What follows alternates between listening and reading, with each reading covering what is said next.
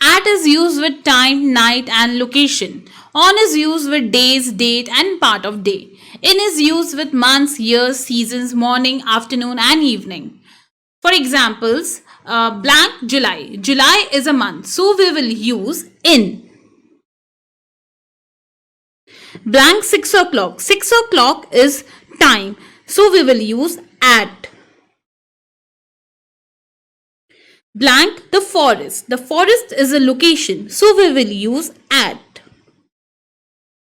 Blank 5th of September. 5th of September is a date, so we will use on. Blank Wednesday. Wednesday is a day, so we will use on.